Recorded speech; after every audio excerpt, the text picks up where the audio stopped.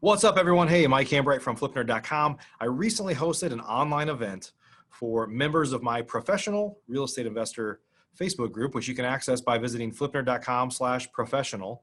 It's only for professionals, not new folks, but I wanted to share this with everybody. And today I wanted to share this amazing event that we call the Freedom Series with 8 industry legends. Today's episode is with Pace Morby. So for those of you that are joining us right now, what's up, buddy? How are you? Can you hear me? Bro, I think it's funny that you have to apologize to me. You had to send me a link 4 minutes ago. You're the freaking man. Thank you. Yeah, no worries. So guys, next up we have Pace Morby who's joining us, and Pace has been a rock star. We've actually known of each other for a long time. Really kind of got started talking a little bit more frequently here in the past, I guess, 6 or 8 months. So it's always kind of good to rekindle those relationships. And you've been on fire, helping a ton of people, which is really amazing, my friend. Thank you, brother. I'm following your path in a lot of ways. You led the charge in some other avenues we won't talk about because it's not the topic of the day. But you've been somebody I've looked up to for years and years, and it's been a blessing to become your friend. So thanks for having me. I appreciate the kind words. I can show you all the arrow wounds in my back, and my hope is that you'll accumulate less over time. So I'm here for you. So Pace, what we're talking about here today is freedom, right? We're kind of put together an event to have right before the 4th of July. And I kind of said this yesterday for those that are watching again, is that honestly, I think my favorite holidays of the year are Thanksgiving and 4th of July. And the reason is it's not about gifts. It's not about anything. It's just a time to reflect and be grateful for what we have, right? And in America, our country is whack right now, right? Crazy. But we have so much to be thankful for still. And I believe our best days are ahead of all of us for sure. And so it's an amazing time to kind of look back and appreciate the freedoms that this industry has given to us and that only this country could have given to us, right? So, and of course, we have a real estate theme here because we're all real estate investors. And so maybe you could share what freedom means to you. And by the way, I want to ask the people that are watching right now, too, if you haven't answered this yet, chat that in the comments. What does freedom mean to you, or what has real estate investing done for you to give you more freedom? But Pace, let me go ahead and ask you that too. It's interesting. So I'm big on Instagram. I love Instagram. I've been doing it really heavy for about 8 years. So anybody that follows me knows I'm posting 15 to 20 stories a day. And I've been doing that for a long time just because I like documenting my journey. I like talking about every little thing I do along the way. And today I posted, just kind of planning out my day. I go, hey guys, I'm leaving for a 3-month trip. And before I leave, I want to throw a big taco party in our parking lot of our office. Let me know if anybody wants to come. And one of my people that follow me, they go, you don't realize how big of a flex that is, that you can choose to leave for 3 months. Literally, I was going to leave Friday. It's really weird that you chose to do this right now. I was going to leave Friday, but then I needed a piece for my RV. I just bought an Airstream. We're renting an Airstream this weekend. That's interesting. Yeah, go ahead. Sir. Yeah, brand new Airstream right off the lot, and taking it around the country. I'm going to 45 cities in 60 or 90 days. I'm going to 45 cities in 90 days, and I don't have to worry about my wholesale business, my fix and flip business, or my subject to business where I buy a lot of my rentals. I have systems in place. Real estate has allowed me to do so many things and make enough money that I don't have to worry about really anything for the next 3 months. Yeah. Then I come home for a month, and then I leave for another 6 months. And I do that all because of real estate. Yeah, that's amazing. And I'm taking my wife and kids with me, man. That's amazing. So I'll tell you, we've had the RV bug for a couple years. A little hard with kids, but we only have one who's about to turn 13 in a couple weeks. So last week, and I felt like it's just a weird time, right? So I'm like, you know what? I just need to change of pace. We've talked about like, hey, when my son goes off to college, assuming he's going to go off to college or do something different when he graduates from high school, at least, we're like, let's just take a year-long RV trip. And so we've talked about that for a couple of years. And on Sunday, I said to my wife, let's get a motor coach and leave for a year. Like, let's literally just go in the next couple of weeks and just go. And so, we're about 95% going to do it. So we're gonna have to hook up at an RV park somewhere along the way. By the way, I know we're probably come to Phoenix for a while in the winter, but yeah, we're doing the same thing. Like, our businesses are such now that we can run it from anywhere. If I have a cell phone and a laptop, I'm in business, and I feel like it's going to force me to be more It's going to force me to enjoy things in life more, because sometimes I get stuck in this rut of just like office, home, office, home. My office is a mile and a half from my house. I pretty much go back and forth, and it's going to force me to enjoy some things in life that I take for granted sometimes, I think. I like that. I like the thought process of forcing yourself to do something, because when you're a high driver like you, like me, and a lot of the people you have on the show, it's hard for you to choose to take any time because you feel like there's always more opportunity tomorrow. You realize there is such an abundance amount of opportunity out there that it's hard for you to stop because you just don't want to lose out on the opportunity. It's like people call it FOMO, feeling of missing out, right? Yeah. I feel like I'm always missing out on the next opportunity if I take a day off. And so the RV life will force me to slow down. But the problem is, do you know what I'm doing on the RV trip? Is the reason I'm going on 45 cities is because I'm literally going into cities and telling people who needs me to help them close a deal, who needs me to help them underwrite a deal, who needs me to go on an appointment, who wants me to show them how to do this, this, this, or this. And I'm literally working from 6 to 2 every single day. And then the rest of the day I'm spending with my wife and kids doing things in local locations. So Yeah. it's a work trip. Primarily, I want to have a write-off, obviously. But I also just love what we do. And I want to go into other areas and help people kind of blow up their own individual business. People I've never met before that follow me on Instagram are already like, dude, I can't wait for you to get to Newport. So we've got an event on July 9th in Newport, then LA, then Malibu, then I'm going to Fresno, Stockton. Dude, I mean, it goes on and on. Yeah, I saw All you post an agenda at one point, and so it was amazing, dude. You're like, yeah, my partner Cody right here, Mike Hambright. Oh, somebody. My partner Cody. Next summer, he's going to spend the whole summer down in Colombia, and dude, we're just so blessed. This business is so absolutely amazing. I can't even believe it. So not everybody is there yet, right? And you weren't always there, and I wasn't always there. So let's talk about that today, because I want to help people get more freedom in their life. So how did you go from, because then you were even a contractor before, right? You've got all these I think we probably both have, and I know I did, and I don't want to put words in your mouth, but we all had this point where we had these limiting beliefs on what was possible, and we just kind of get stuck. And the truth is part of the problem is where we were stuck at, we were not uncomfortable. Like, we were comfortable, right? It was like, good enough. I'm making enough money at whatever, but we wanted more, or we knew we could do more, or we wanted to help more people, whatever it might be. And so give some guidance to people on, maybe from your experience or whatever, to help people break through that barrier of comfort versus what's possible. And not everybody has that goal, but I think there's a lot of people that do, is they're doing a couple deals here and there. Life is good, but it's not where it could be. For people that want to be where you and I are, that's who I got to talk to. Because the problem is, there are people that are like, look, I'm happy with 3 or 4 deals a month, right? I'm happy with this or that, and that's perfectly cool. So that's why there's multiple colors in a crayon box. Crayola sells a lot of different colors, right? And everybody has their own flavor. So I don't have any judgment or anything. If somebody wants to do less than I do, somebody wants to do more than I do, whatever. So I'm going to talk to the people that want a lifestyle like you and a lifestyle like me. The most interesting thing I told myself when I was like 22, I just had gone through something. I told myself, man, if I could just make $5,000 a month, I'd be set. If I could just make $5,000 a month, I'd be set. Now, Cody and I, we just had a planning meeting, and it's like $5,000 a day is not enough. Knowing what we know, right? Knowing what we know now, it's not that I'm a different person. It's not that my bio makeup is different than if I took my brain out and replaced it with somebody else's brain. It comes down to, in my opinion, here's what the most important thing I can tell you I've done.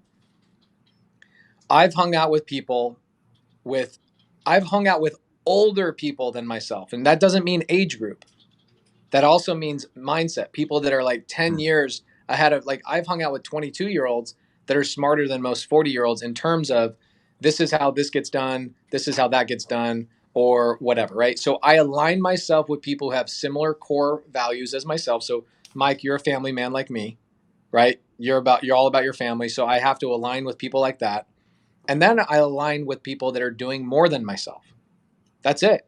That's what it comes down to, because Tom Kroll, who I know you know Tom, and you probably have love for Tom like most everybody else. Tom Kroll says something on our podcast a couple weeks ago, on Wholesale Hotline, and he comes on the show and he says something that stuck with me, and it's like, oh my gosh, I can't get it off of me. It's such a powerful comment.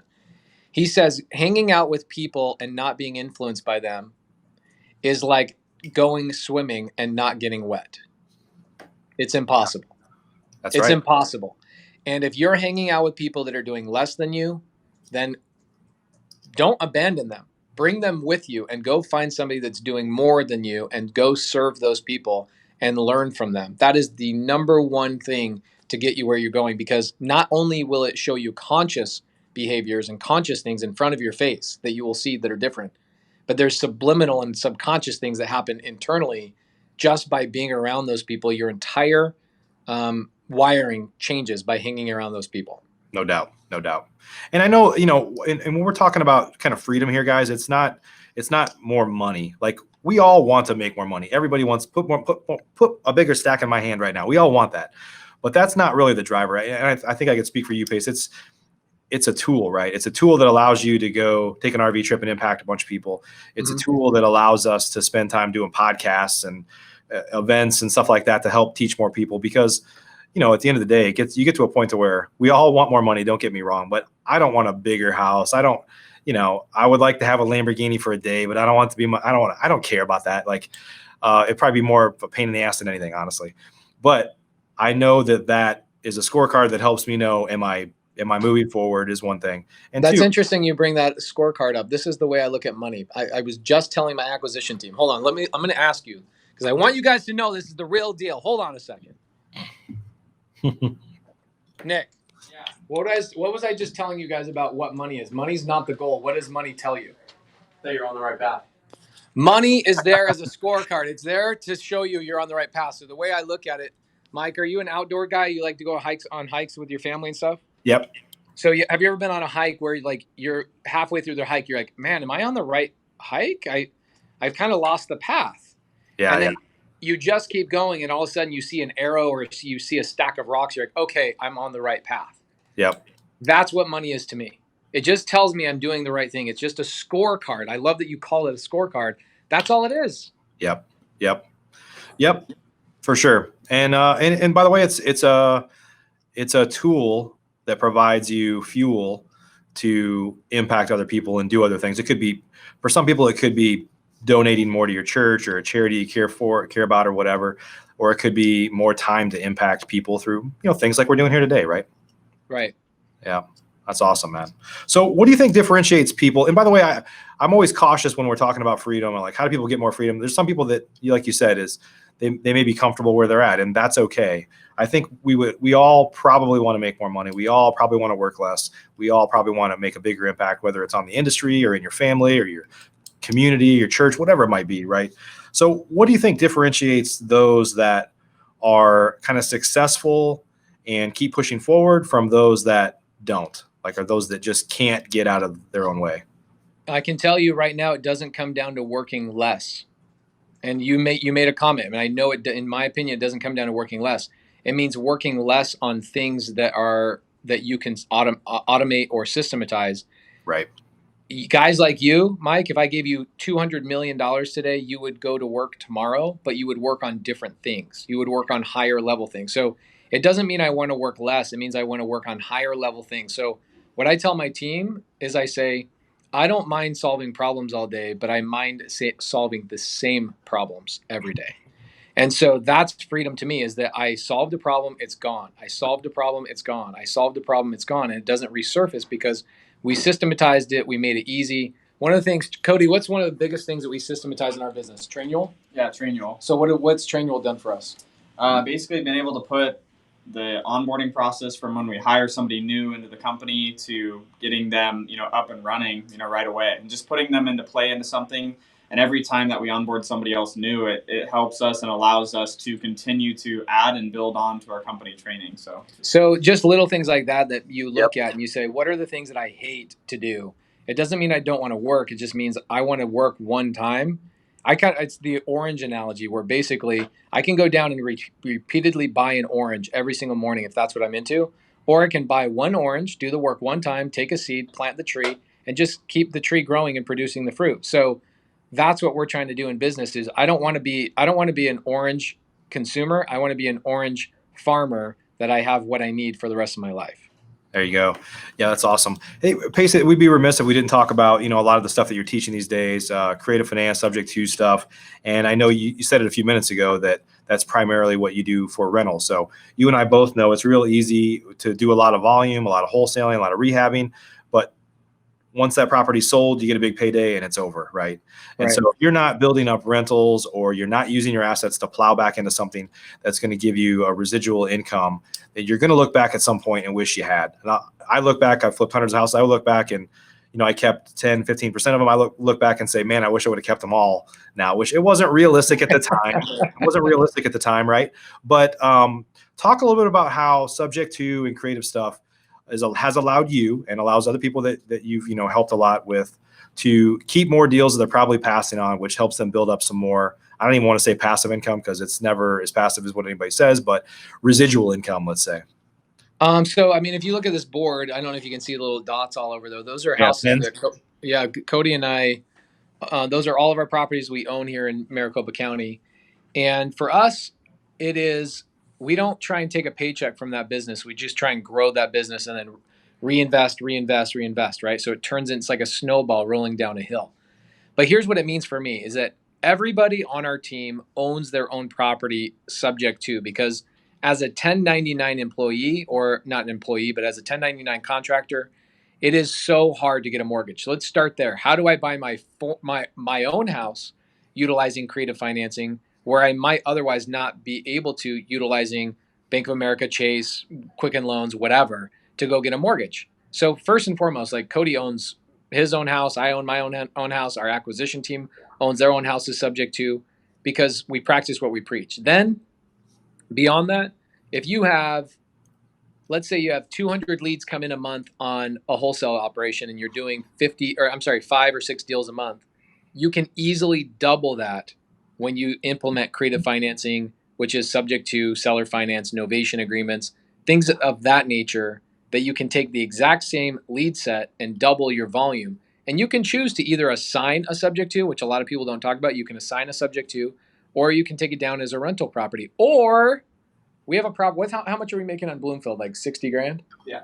So you can do flips with subject to and creative financing where you don't have to go secure a hard money loan. You just come in with if you have a gap lender, you could have a gap lender come in and fund the rehab, or you just fund it with your own cash, depending on what your strategy is. With us, what did we do in Bloomfield? We had a private lender do that? Yeah, we had a private lender in second position. The first loan stayed in place, which was the FHA mortgage that we took over. So we took over a sub 2 FHA mortgage back in December. We couldn't get the tenant out for a couple months, the seller out for a couple months. And then COVID hit. But even with all that stuff considering, we had a private lender come in second position, put a note against the property, and we renovated the property, put it on the market, and we'll make a little over $60,000 net after everything's paid on a property that most people would have passed up. Yep. So it's crazy. Yeah, historically, we don't do 95% of the leads that we get, like not creative finance wise. I can't buy them right. According to a traditional model of wholesaling and rehabbing, right? So yeah, but if we're probably at 90%, right? So like the other 5% I do more than you is just simply implementing creative financing. Exactly. That's it. Yeah. A lot of people think I'm marketing for subject to. They'll call me and go, "How do you market for subject to?" And I go, "I'm never marketing for sub twos, fix and flips, wholesale or otherwise. I'm simply marketing to distressed sellers, and based on their situation and the equity in the home, I make a determination which bucket it should go into." Right. It's the ones you would otherwise throw away that you already had, right? Right. Yeah. Awesome. Well, maybe you could share a little bit about what's kind of one of the best pieces of advice that you can give to people that are just kind of, we're on the theme here of freedom, right? But let's talk a little bit about implementing creative finance things into their business with the vein of getting more freedom, building more wealth, or more passive, or not really passive, but residual income. Residual. There you go. There's the word. So residual income. So yeah, we can take a property. So let's say that you get a lead. We took a property last year, a property we have 3 acres, horse property, originally had no equity in the house. It needed a renovation, and every other wholesaler investor was looking at that, throwing it away. We end up buying it, and that is one of our best properties. We have I'd say around $900 a month in gross cash flow on that deal. We'd probably net somewhere around $600 a month in cash flow, like net cash flow. $600 a month. I mean, here's what creative financing is. Here's what's interesting about creative financing. So many people don't want to live the life I live, where they go, yeah, I'm going to take my wife and kids around the country and do deals with people in every city. That's crazy, right? I totally get that I'm a little bit crazy. I totally get that. But other people go, dude, if I could just make $15,000 a month, it would change my life forever. And I go, great.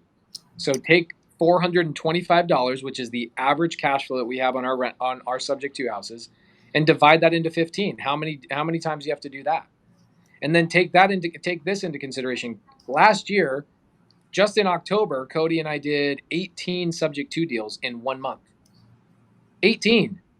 So how quickly can you grow that business to a point where you really, really could have an hour a day type of job and spend the rest of it with your family? And the hour you spend is just answering emails, maybe a couple of repair requests a week, maybe a tenant falls behind 3 or 4 days. You got to call them and see what's going on. Outside of that, you can easily make $15,000 a month take home by working a year, maybe a year and a half in this business, and then checking out. That doesn't get me excited, but that might get a lot of other people excited. Sure. And that's one of the things that I think a lot of wholesalers struggle with is they start making decent money, but they've got some expenses to cover, and then they can never stop, right? And I'm not saying the wholesale is not a bad thing, but it is a hamster wheel if that's all you do. Like if you're not tucking that money away, or even like us, we're plowing some of our money back into multifamily and doing other things, like just investing in long-term stuff, then you can never get out of that hamster wheel.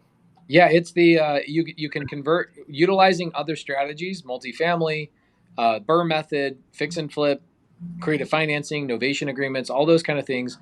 If you utilize that, you convert wholesale from a wholesale hamster wheel into the best lead generation tool for every other one of your buckets. That's all it is for us.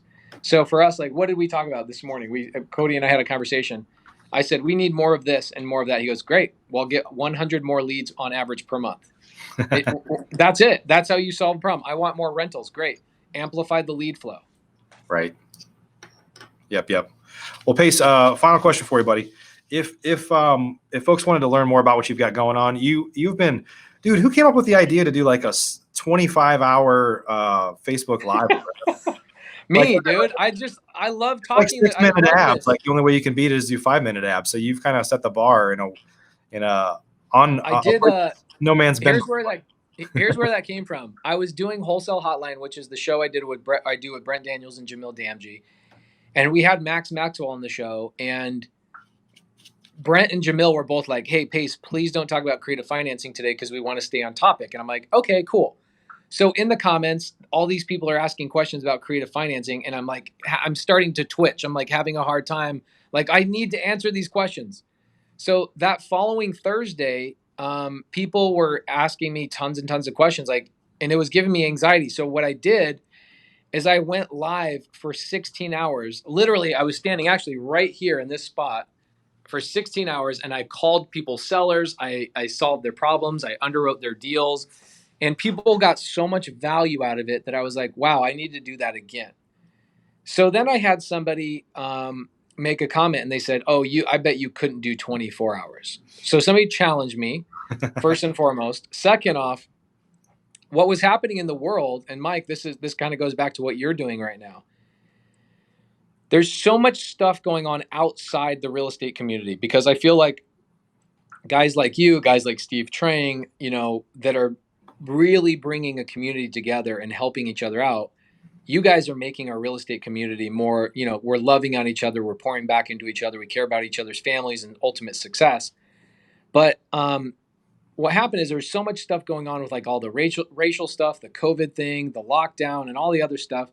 Then I started seeing people fighting on Facebook, and I go, you know what? I'm going to take that guy's challenge of I couldn't do 24 hours. And I'm going to do 25 hours just to show him I'm better than 24 hours. And then what I'm going to do is I'm going to call it stand for value. And I'm going to stand for 25 hours. And I'm just going to pour value into everybody the way that other people like you, yourself, Mike, have poured value into me. We've spent hours on the phone talking about stuff that I had no idea about. And you've been tremendously helpful in my life. And so it's just my way of giving back to people and showing people, look, we can create our own community. We don't have to listen to the news. We don't have to listen to this crap. What we need to do is pour value into each other. And that's what I did, was a 25-hour stand for value. It wasn't a webinar, it was just a live stream. It was like a telethon. Yeah, it was like a telethon. Awesome, Pace. Well, hey, buddy, if folks want to learn more about what you're working on, or where they can follow you at, I know you're all over the place with social media, but where's the best place for them to go to learn more? If you guys want to learn something really, really cool, my partner Cody and I, we get so many of the same questions over and over and over, and which is fine. But we created a website that's completely, absolutely free. It's called roadmaprei.com. Okay, roadmaprei.com. And it answers every question through an infographic and like an interactive website. So when somebody says, what CRM do you use? It's right there. What kind of list do you pull? It's right there. Who do you use for this? How do you hire how do you hire VAs? How do you hire and bring on and onboard and train your acquisition team? How do you pay your acquisition team? So like the top 500 questions that I get asked on a daily basis are being put into roadmaprei.com? Roadmaprei.com. Yep. So roadmaprei.com, if you go there, it's completely free. I have no like upsells or no coaching. It's literally just free. Go there and learn more about how my operation and Cody's operation allows us to have financial freedom. Awesome. Good stuff. Hey, thanks for spending some time with us today. Brother, you are so appreciated. Thank you so much. Thank you. I'll keep you posted on the RV stuff. Maybe we'll cross paths somewhere, buddy. Bro, I would love to teach you all the things I've learned about RVs. That's all I want to talk about now is RVs. Okay. Yeah, I don't really want to know anything. I don't want to deal with the RV part. I just want the RV lifestyle. Exactly. Awesome. Take care, bud. Good to see you. Thank you, brother. Have a good day. You too. Hey, I hope you enjoyed our Freedom series, which includes 8 shows with 8 talented real estate industry legends. How can we work more together? I help real estate investors in a few different ways. I'd love to help you get to know you better. And here's how. I run the Investor Fuel Mastermind. It is a leading mastermind association of America's top real estate investors. You can learn more about it at investorfuel.com. In fact, our next meeting is coming up very fast. If you go to investorfuel.com, you can learn more, schedule a call to talk with our team. The second way is I help real estate investors generate better leads. I'm the co-founder of an agency that we call The Investor Machine. You can learn more at theinvestormachine.com. We help take consistent and high quality lead generation off of your plate so you can focus on getting more of your life back and driving the business. The third way is I have a professional real estate investor network group. It's a free Facebook group for professional real estate investors only, not for newbies. I have a soft spot in my heart for newbies as well, and I'll talk about that in a second. But if you're experienced, if you're actively doing deals each and every month, you should check out our professional real estate investor network by going to flipnerd.com/professional. That'll redirect you to the right Facebook group. And last but not least, for the past almost 7 years, we've created over 1,500 video podcast shows, hundreds of blogs, lots of free training, all on flipnerd.com. You can go there and check it out.